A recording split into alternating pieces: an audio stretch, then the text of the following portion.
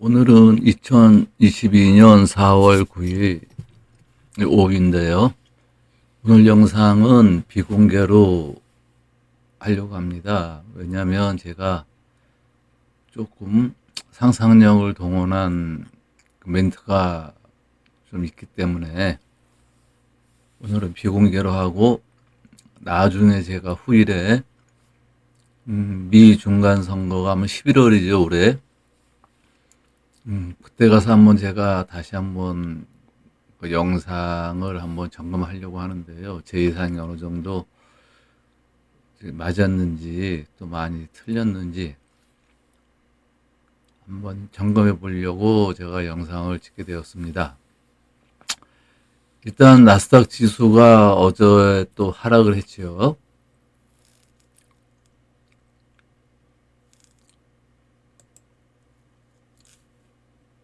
일단 차트를 보게 되면은 어제 1.34% 하락을 했네요. 그래서 제가 보는 일봉 이제 5일선, 11선, 21선, 51선, 400일선까지 보는데, 이제 400일선까지 다 이제 깼지요, 사실은. 뭐 다시 또 반등할 수 있겠으나,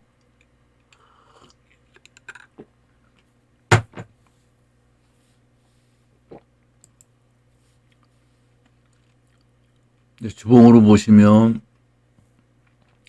그 백주선을 이탈했다가 잠시 반등을 했는데요.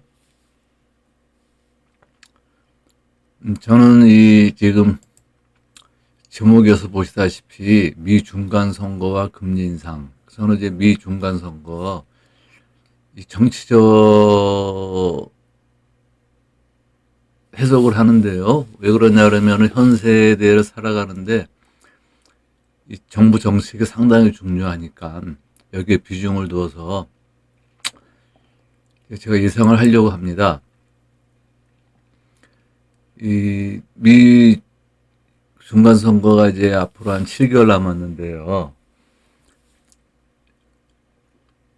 현재 여기서 계속 상승하게 되면 현재 지금 인플레 문제도 이제 상당히 문제가 되고 있고, 또 그동안 이제 그렇죠. 이제 인플레가 바이든 정부에서 이 2020년 3월에 발생했던 이 코로나, 코비드 19 이제 6월 빌미로 해가지고 상당히 그 유동성을 풀었죠. 그러니까는 완전 포퓰리즘으로 미국뿐이 아니라 전 세계 이제 한국도 문재인 정부도 마찬가지인데요.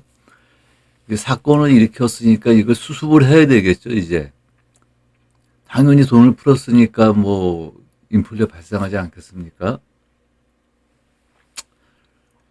그런데 이제 이런 사건을 돌이켜보게 되면 2008년도 8월인가요? 이때 이제 서브프라임 모기지 사태가 나서 이제 뭐 투자 대형사인 리먼 브라더스가 이제 그 부도가 나고 이제 월가가 많은 지탄을 받는데요. 이때 이제 그 버냉키 그 당시에 그 FRB 의장과 헨리 포스 장관이 그 많은 노력을 기울임에도 불구하고 그 금융사들과 또 많은 중소기업들이 이 부도가 남으로 인해서 서민들이 많은 고통을 받습니다. 이때 그 크게 보면은 이제 그 서민들이 이제 희생양이 된 거죠. 서민들이. 아, 지금 이게 그 하나대투가 이제 다운이 된 것 같은데요. 다시 한번 열어보도록 하겠습니다. 일단 창을 닫고요.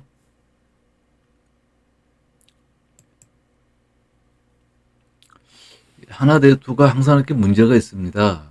그래서 제가 이제 키움 계좌로 옮겨서 이제 좀 이제 매매하는 목적이 또 이런 목적도 있는데요. 키움이 좀 HTS가 많이 불안정하지요. 아니, 키움이 아니란다. 키움이란다. 하나대투가 다시 한번 접속을 해보겠습니다.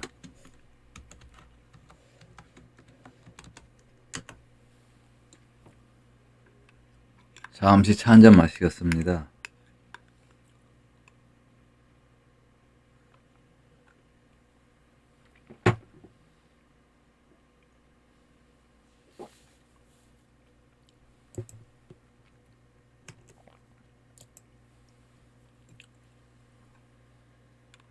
장 마감 10초 전.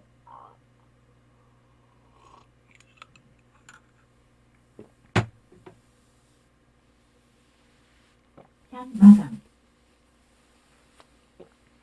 제가 오후 3시 45분에 이렇게 알람 소리가 들리게 해놨거든요. 파생을 하기 때문에 3시 45분에 파생이 끝나죠. 이거를 알려주는 소리가 지금 들렸습니다.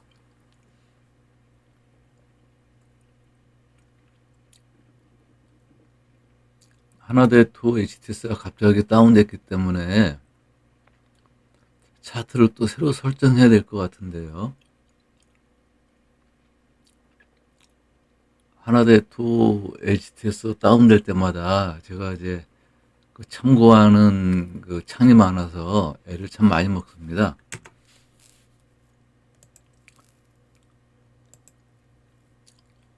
역시나 다시 다 해야 되는데요.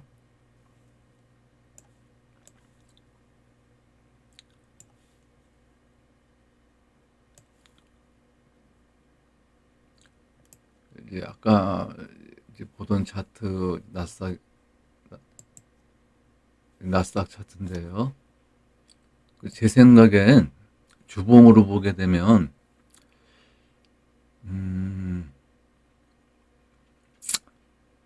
한 11,000 이 언저리까지는 와야 되지 않을까 싶은데 왜 그러냐면 이제 중간 선거가 남았는데요. 이 중간 선거가 지금 굉장히 그 공방전이죠. 그런데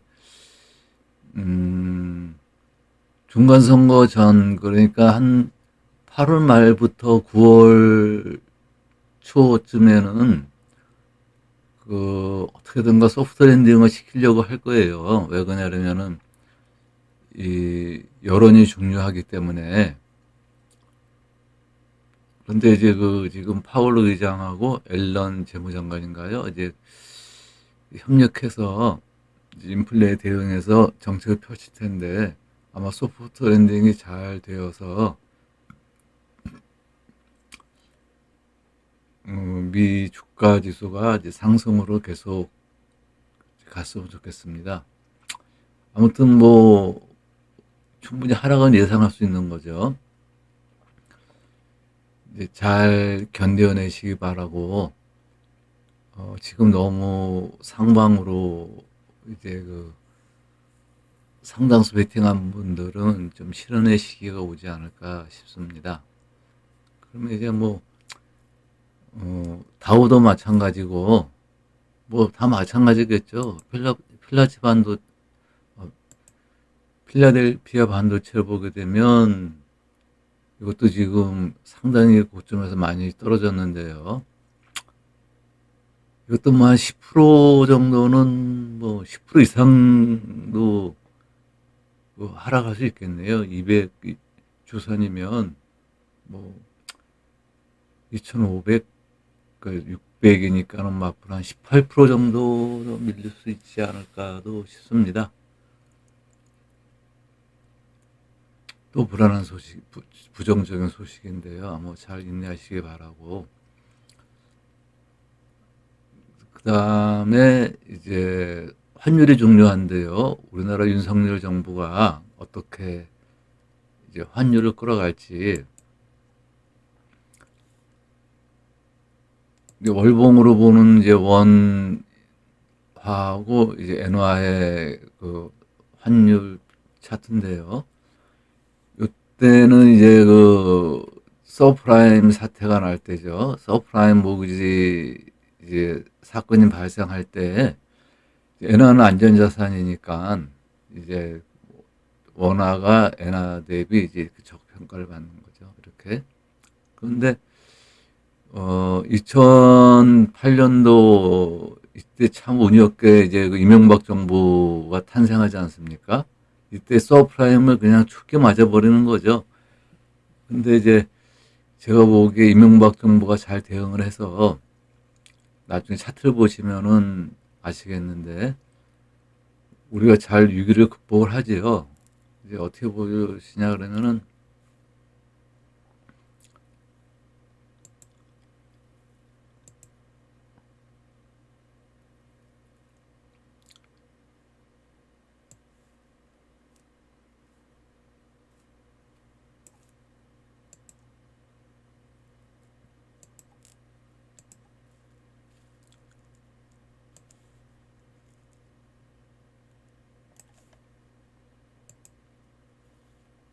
다들 그 정치적 편향성이 있을 텐데요. 정치적 편향성을 갖지 마시고 냉정하게 한번 보시기 바랍니다.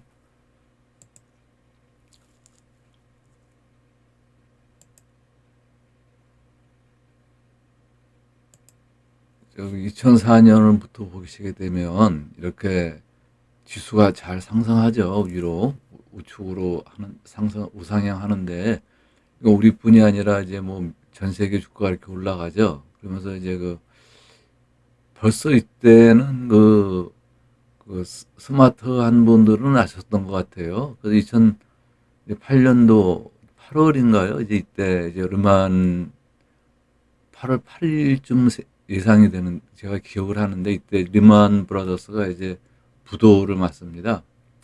부도를 맞고 우리나라 그러니까 이명박 정부가 이제 한 이때 5월에 탄생하죠 이때. 근데 이제 그냥 서프라임을 맞은 사태를 맞은 겁니다. 근데 바로 여기서 이제 그 저점을 형성하고 우상향으로 이제 진입을 하죠 이렇게. 그러면 이제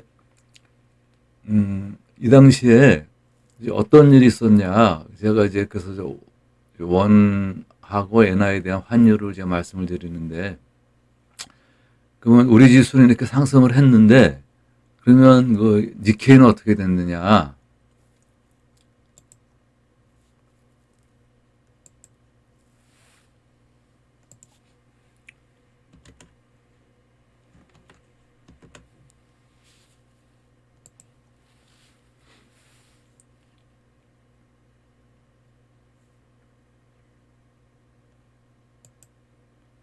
이게 니케이 지수죠. 니케이 지수 마찬가지로 2003년, 2004년에 상승을 하지요. 그리고 우리하고 같이 이제 이때의 그 서프라임 모기지 사태 때 이제 하락을 하지요. 그런데 일본은 아베 정부가 들어서기 전까지인가요? 2012년 11월까지 이 저점에서 이 박스권에서 벗어나지 못합니다. 여기서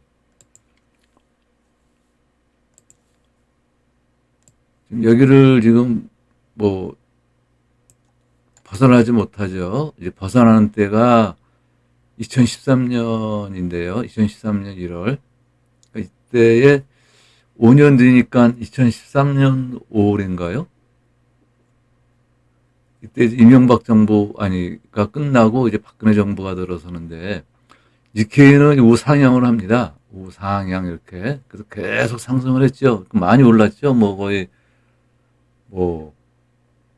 거의 만에서부터 뭐 2만 7천 뭐 3만까지 갔으니까는 뭐그 200% 수익 얻은 거 아닙니까? 이렇게 하는데 그러면 우리 지수는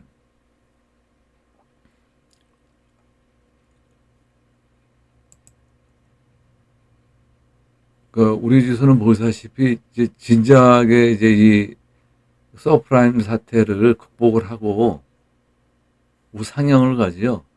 그럼 이제 이명박 정부가 끝나고 박근혜 정부 때 이렇게 지지부진합니다. 이렇게. 그리고 탄핵을 당했죠. 여기 보시면. 그러면은 이제 다시 보다시피 그 니케이 지수는 우상향을 합니다.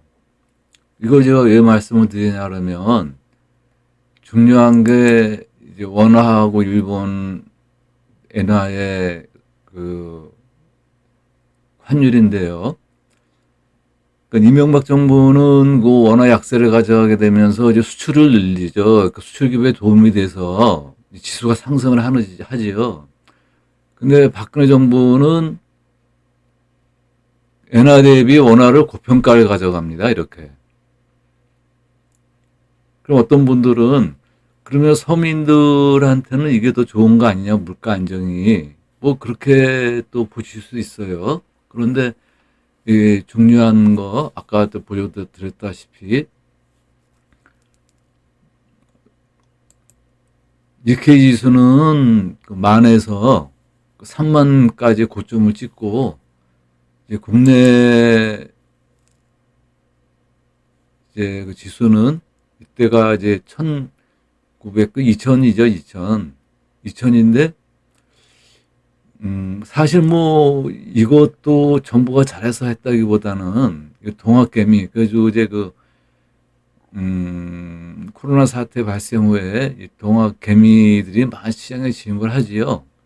그래서 엄청난 손실을 입었습니다, 이제. 보이시죠? 그러니까 이제 우리가 이게 일본에 비해서 환율 정책을 잘 피지를 못했다 싶습니다. 그럼 앞으로 환율은 어떻게 될 것이냐? 그러면 그 당시에 이명박 정부가 부시와 그 오바마 정부와의 상당한 친밀감이 있어가지고 미국의 묵인하에 우리가 이제 원화의 그 저평가로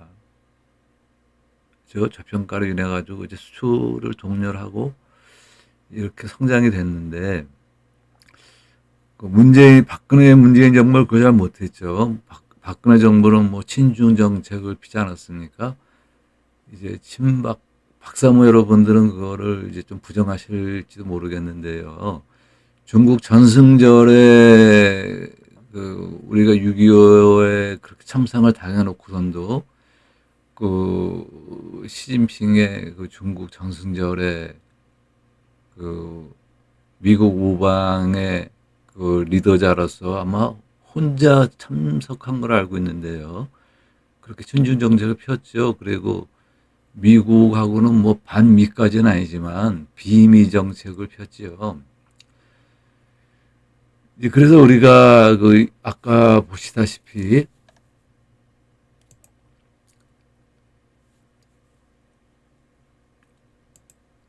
환율 정쟁에서 일본한테 진 거죠. 근데 아베는 오바마의 푸들이라 그러나요? 부시의 푸들이라 그런 이제 그런 좀 수치스러운 말을 들으면서도 아마 미국 정부와 이제 우호적으로 지내는 바람에 환율 전쟁에서 이제 우리 정부보다 이렇게 잘 대응함으로써 이렇게 니케이 지수가 이제 상승할 수 있었던 거죠. 이렇게. 또 다른 의견 가지실 분도 있을지 모르겠는데 아무튼 저는 이렇게 봅니다. 윤석열 정부가 이제 다행히 이명박 정부에 하던 사업들을 개선하려고 노력을 해요. 뭐 자원 외교라든가 또 원전 산업을 또 육성한다는 것, 또 뭐 4대강은 이제 말할 것도 없고요. 그래서 이번에 외무부 장관을 어떤 분으로 이제 선임할지 모르겠는데, 외무부 장관, 그리고 주미대사를 좀 포퓰리즘적인 사고를 하지 않는 전형적인 외교 정책을 펼 수 있는 유능한 분으로 임명해서 환율 정책에서 우리가 이번에 앞서갈 수 있는 계기가 되기를 바랍니다. 그리고 제가 이제 다시 한번 이제 제가 비공개지만 보면은 외상금이 계속 늘고 있고요. 순수 자금은 빠져나가고 있고요. 그래서 좋지 않게 보는 게 있고, 또 대차 금액에서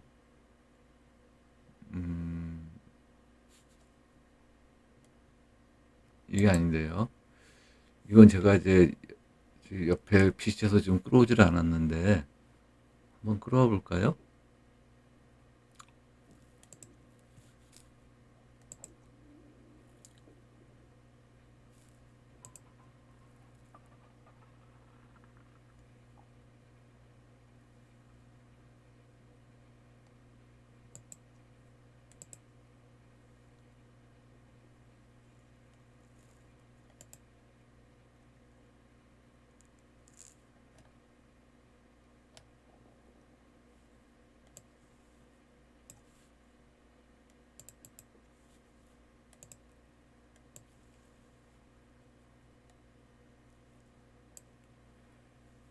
이게 이제 그 대차 수량인데요. 대차 수량이 이제 늘어난 게 많이 났습니다. 거꾸로 제스 보기 좋게 하려고. 왜 그러냐면, 대차 수량이 늘면은, 이제 부정적이니까, 이거를 마이너스로 표기를 한 겁니다. 외인 대차 수량은 계속 지금 이게 늘어나는 겁니다. 밑으로 이렇게 보면 늘어나고, 이제 금토에서 는 이제 계속 긍정적으로 가고 있는데, 외인의 하방 힘이 워낙 세죠. 이거 지금 며칠간 누락이 되어 있는데 계속 외인 대차 수량은 늘고 있어서 좋게 보지 않지만, 또 제가 희망을 갖는 건 이제 그 코스닥 올해 6월물인데요. 외인이 계속 선물을 쌓아 나가고 있는데, 이제 18,900계약에서 14,000계약이지만은 아직도 상당수를 지금 매수를 해가지고 있죠. 그럼 평균가가 제가 봐서는 한 이 정도가 되지 않을까. 한 1304. 이 이상에서 매도를 하게 되면 그 외인 선물이 손실을 보죠. 그러니까 손실을 보지 않고 이제 아마 이번에 장이 내려오는데도 이제 조금씩 매도를 하고 있죠. 이제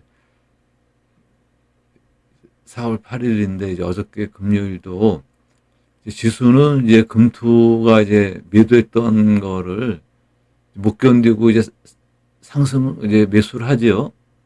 매도분을 축소하는데 외우기는 뭐 14,300에서 뭐 한 200개 정도뿐이 던지지 않았어요. 그러니까는 외인은 코스닥에서는 하방을 원하지 않고 있다. 이렇게 볼 수가 있죠. 현물도 어저께 보니까 한 5천억 정도 매수를 했더라고요. 물론 이제 코스닥 선물을 보실 때, 3월 만기일이나 그 전날에, 차원물,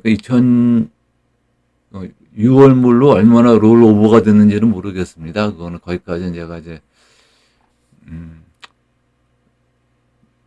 뭐 수량을 예측할 수 있는 것이, 그 정도 제가 이제 위치해 있지는 않고요. 경지도 안 되고 제가. 그래서 이제 코스닥은 조금 상방으로 보기 때문에 제가 이제, 그래도 이제 현물 매수를 좀 하고 가는데요. 제가 오늘 집계를 해봤습니다. 그랬더니 현물 잔고가 한 1억 3,300 되더라고요.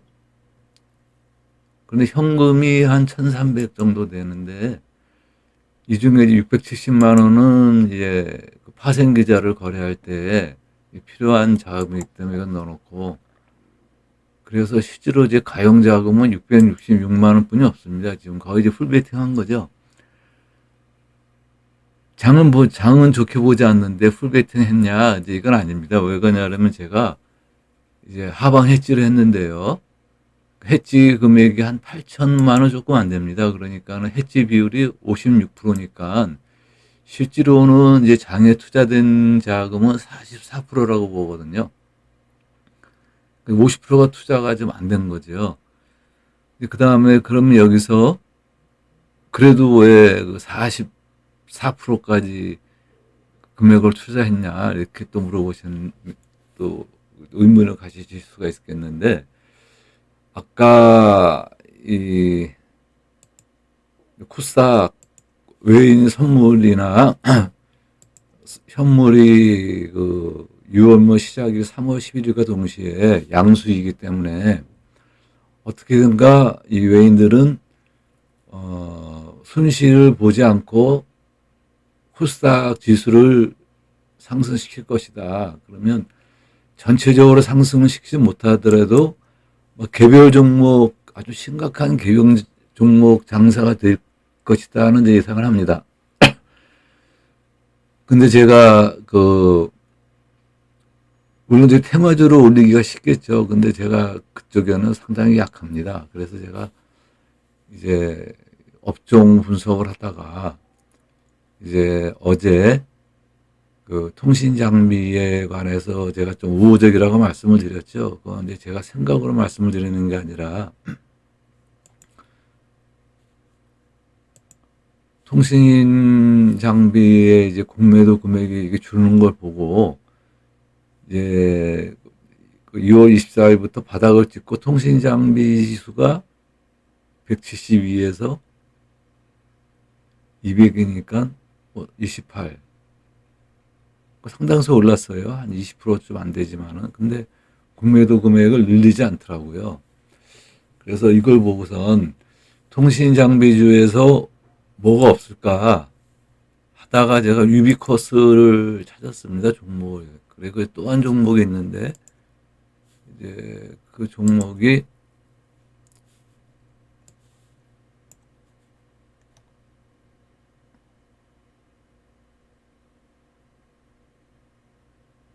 삼지전자네요.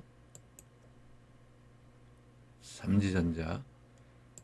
지금 유비커스와 삼지전자를 제가 이제 매수하려고 노력을 하고 있다가 유비커스는 매수가 됐고 삼지전자는 뭐 이제 한 100만 원 정도뿐이 안 들어가서 추이를 지켜보려고 합니다.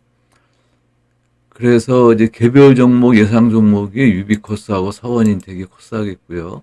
삼성화재는 이제 인프레 관련주기 때문에 계속 금리를 올리게 되면 아무래도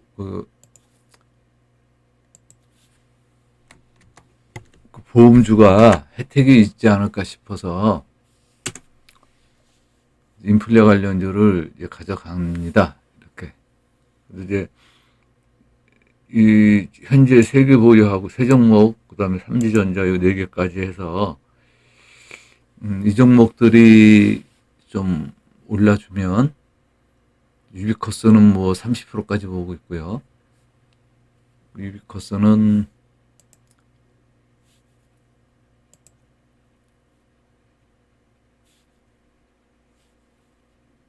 여기서 왔나요? 유비코스는 제가 3만 1,000원까지 보고 있고요. 왜냐면 저는 이때의 고점을 넘었을 거라고 봅니다. 이거 넘었을 거라고 보는 이유는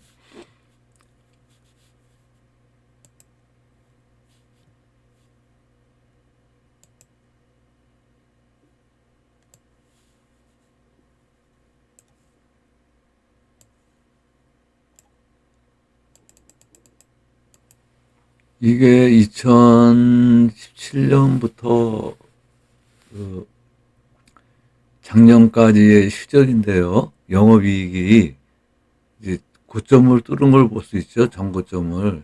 매출액 증가율도 상승하고 이제 영업이익률도 상승을 합니다. 보통 이렇게 영업이익이 늘면 영업이익이 좀 주는 게 아닌가 싶은데 계속 늘고 영업이익률도 늘고 또 배당도 뭐 2.46%예요. 그리고 이제 EPS도 2,800원으로 또 퍼가 지금 8.22배네요.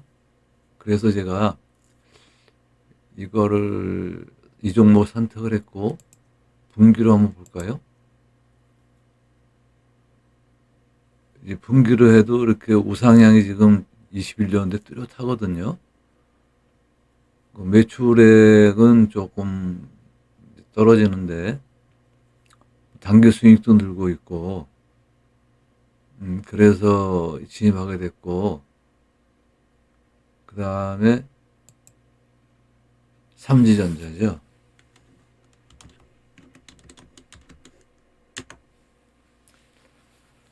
삼지전자도 영업이익을 분기로 보시게 되면 계속 우상향이고요.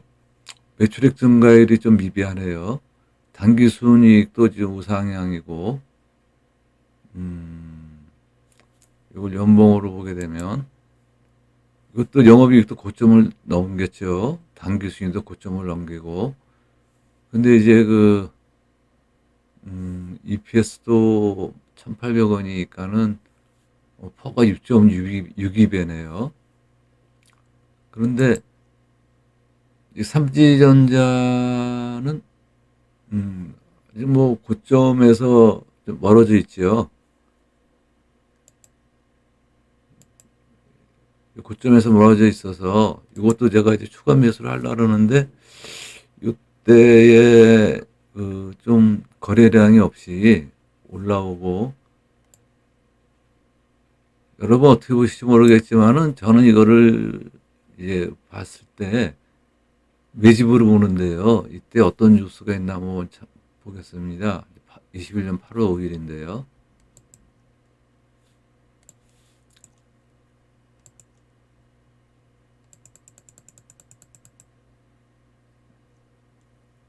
한 8월 9일부터 볼까요?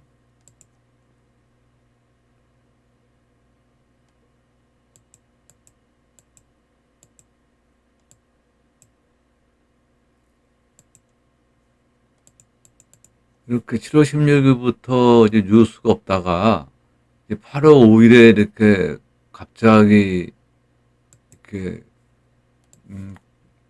뭐 대량 거래를 수반하라는 이런 22%까지 상승했었네요. 특징주 뉴스가 나오는데요. 여기 보면은 삼지전자, SAMT, 삼성반도체 유통사업권 이관의 보유지분 부각. 이것도 늦게 뉴스가 나오는 거죠, 이렇게. 일단 9.67%.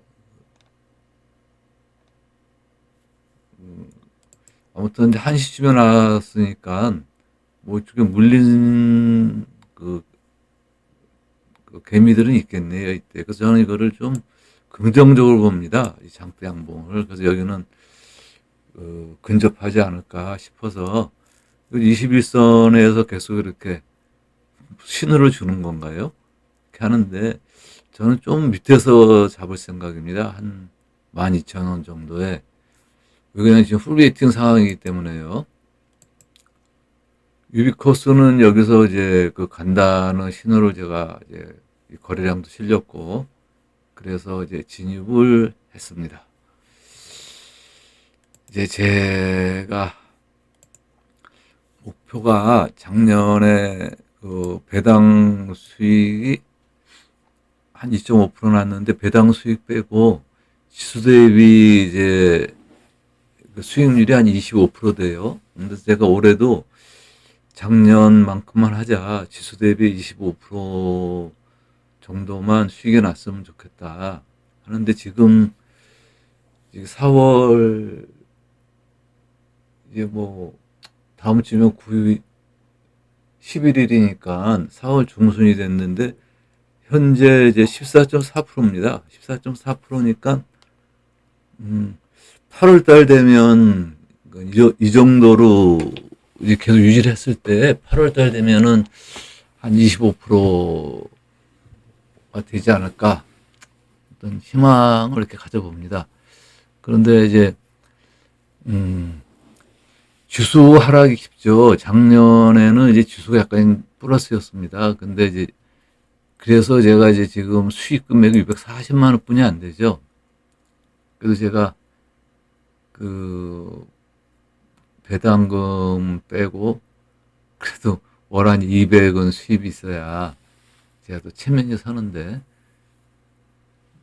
이제 아무튼 그 남은 기간 25% 언제 도달할지, 또 제가 이제 개별 장은, 전반적인 장은 부정적으로 보면서 제 개별 종목, 제가 보유한 종목들이 개별 종목 상승을 할 때에 어느 정도 영향력이 있을지 한번 기대를 해봅니다. 그 전주에 보게 되면 한 100만 원 정도 손실이 났고요. 전주에 700에서 60만 원 정도 손실이 난 거네요. 그렇죠. 한 60만 원 정도 손실이 났고, 이 주수 대비 수익률은 0.5%가 이제 플러스가 됐네요. 뭐 아무튼 여기까지 마치고요. 제가 이제 그 중간 선거의 즈음에서 또 나스닥이 제가 예상한 대로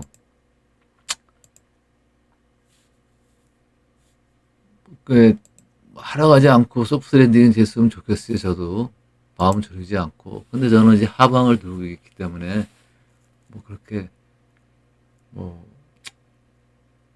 염려하지 않는다 그러지만 염려 안 할 수는 없죠. 왜 그러냐면 한 45% 정도가 지금 그 현물에 더 들어가 있기 때문에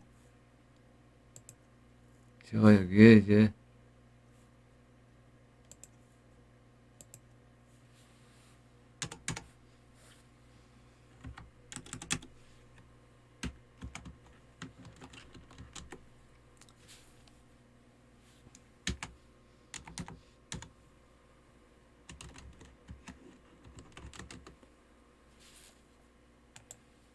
이렇게 기록을 해놓겠습니다.